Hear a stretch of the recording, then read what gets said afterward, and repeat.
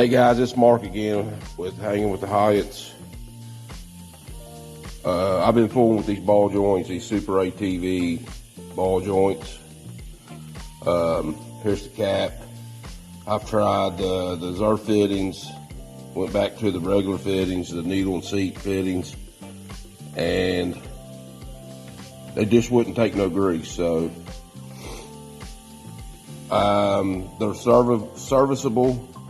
So I wanted to make sure they got grease, because they are high dollar. I mean, I think they're like $300 or something for these ball joints, but I don't think they come pre-packed. So, but I couldn't get them to take grease with the Zerf fittings or the other fittings. So I wanted to take one apart and try to figure out why. So I think where they're brand new, they ain't got no wear in them.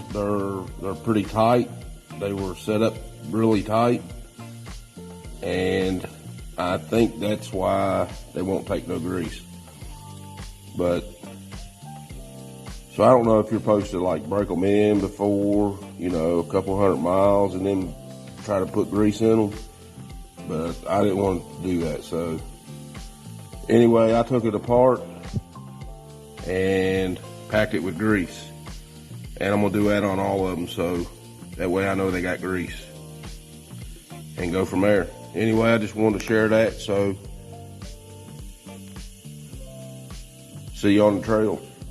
Hey guys, it's Mark again, Hanging with the Hyatts. I just want to make another quick video. I took these lower brand new ball joints apart. I don't know if this is a very good picture or not, but they're easy to, they're serviceable.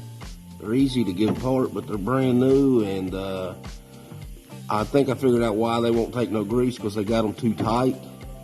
And it's a good thing I took these bottom ones apart, but because they was full of water and almost dry as a bone. So anyway, thanks for hanging with the Hyatts, and we'll see you on the trails.